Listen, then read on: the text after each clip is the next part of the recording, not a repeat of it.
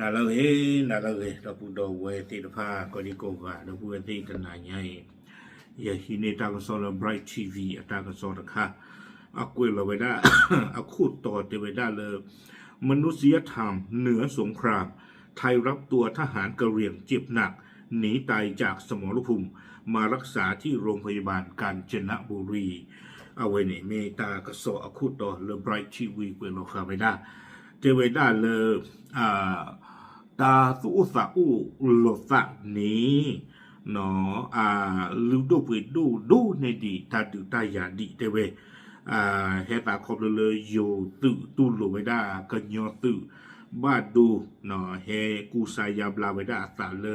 กาญจนบุรีตาชายฮิเนเนาะเอาไว้ในเดออดูเวดาเลตาดูตา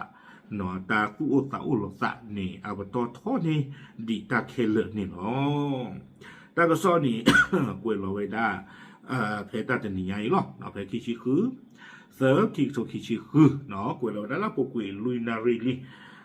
ตาก็ซ้อนี่กวยไว้ได้สูเนียเตไว้ได้เพตาจะหนีไงอีวอคอควินารีเพลาทอคิชิคือซอเสือคิโซคิชิคือนี่ว่าบ้านหมู่บ้านดาตะดุเนาะเกวดาประมาณเจตาโยโกเวมูลนิธิพิทักษ์กาญจนบุรีได้รับแจ้งประสานจากฝ่ายความมั่นคงชายแดนให้สนับสนุนรถฉุกเฉินรับผู้บาดเจ็บจากการสู้รบฝั่งเมียนมาบริเวณจุดผ่านแดนถาวรบ้านน้ำพุร้อนเตเวดาประมาณเจตามูลนิธิพิทักษ์กาญจนบุรีตะดุยนี่เนอเอาเวนตัวนี้บ้านตาเสกโลเวดาเลยโยซึว่าบ้านมุบ้านดาแล้วเลยที่เชื่อก็เชิญที่ผ่านนี้เมื่อเฮเชอร์emergency อากาเนาะดีต่อเดก็เฮฮีเนวดาว่าบ้านดู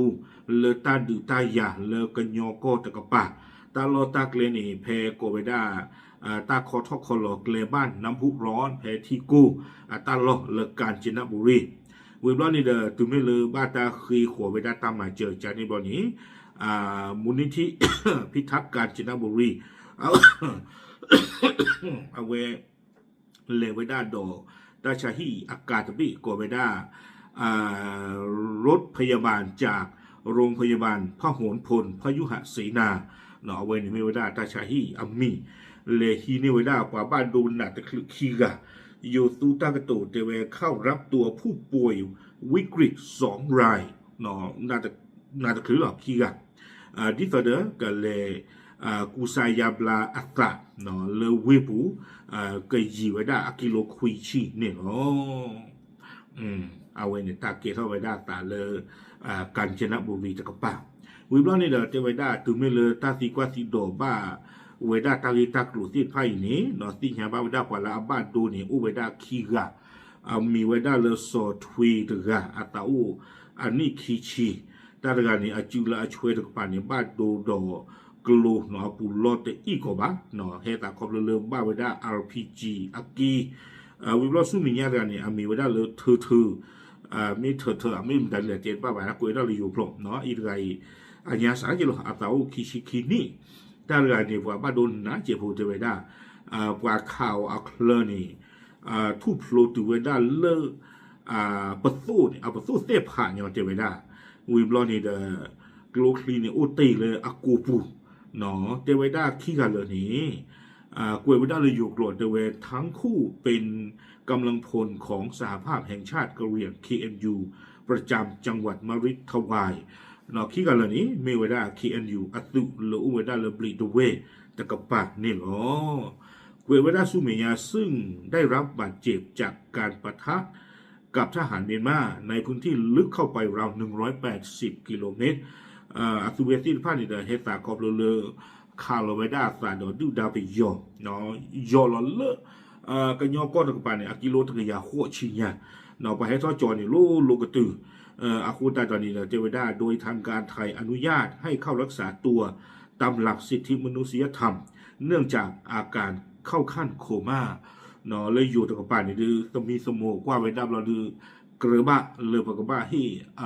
ขี้กาเลตือโพขี้กานี่เลตากูสายาบลาเนาะบ้ามนึกคนตายเลยแต่เวดาตาขี้กานี่ตาหนาดูมานี่หรอวิบล้อเนี่ยเกวกิเวดาซูเมญญากระโดดแต่เวด้านพันตำรวจเอกชัยรัตน์ บัวขมผู้กำกับสพเมืองกาญจนบุรีสั่งการด่วนให้เจ้าหน้าที่ตำรวจสายตรวจเข้าเฝ้าระวังความเรียบร้อยภายในโรงพยาบาลพหลพลพยุหเสนาอย่างเข้มงวดหนอเตเวด้าเลอกาญจนบุรีอเปอร์โกคู่อามีไว้ด้าเลอพันตำรวจเอกชัยรัตน์บัวขมนี่เดอที่เราไว้ด้าตากลือเลอเปอร์โกละเกบี้เบอร์ที่พันนี้เลนึงหลอกว่าตาบีตาเบอร์เลอตาชาฮีพหลพลพยุหเสนาคือโคโดขลาเตเวเนาะเพื่อป้องกันเหตุแทรกซ้อนและดูแลความปลอดภัยให้กับเจ้าหน้าที่แพทย์และประชาชนในพื้นที่เนาะบ้านยุไว้ได้เลยตาคือตากรูเลยจะตกตู้ปาตาบากับเกท่อบ้าเผื่อตาจะมีดอกฮิซิโกไว้ได้ตาก็คือกยาเลยกตีสังราดอกว่าบ้ามุบ้าดาดอกว่าเลยอันเลกูสายาบลาตาติดผ้าอาววิบลอนี่เดเจไว้ได้เลยอากาเตอร์ในกวยเกเวขณะนี้ผู้บาดเจ็บทั้ง2 รายอยู่ภายใต้การดูแลของทีมแพทย์อย่างใกล้ชิดท่ามกลางสถานการณ์ชายแดนที่ยังคงต้องเฝ้าระวังอย่างต่อเนื่องหนอกวยไว้ได้กาเตอร์ตุเพนิลเตกิไว้ได้เลยเตเวปาลาบ้าดูขี้อีนี้อุไว้ได้เลยกติตราอัตตาอิทเวกวาทเวบูตี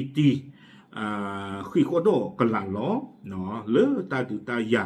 เลอที่เชโกเชเกทไว้ได้ตาอัสโตคาเลก็บ้าอุดอตาปลอบดอทอบุนี่เนาะตากระสอบกวยไว้ได้ตึกเพนินี่เนาะเด้อจะมีเงินตะไลเด้อไปสิบบ้าอยู่หนอเลยนี่ตะกปะกว่าบ้านผมบ้านดาเลยที่ไว้ได้ตาเปลเลยก็เฮเชิญหนึ่งกูสายาบลาไว้ได้สึพุตาซาคิกาสอทวีตกาดอทอทือตะกาเนาะอัตวันนี้คิชิตกาดอกคิชิคินี่ตะกาจูบ้าดูตะกาดออัคเลปะขาวดอประตูเสพะตะกาเนี่ยเนาะไปเชื่อวิเชื่อว่าบ้าไปสู้ดูสาสาคิไงเลยก็เอาเวลก็กุญญาทอกิเนาะ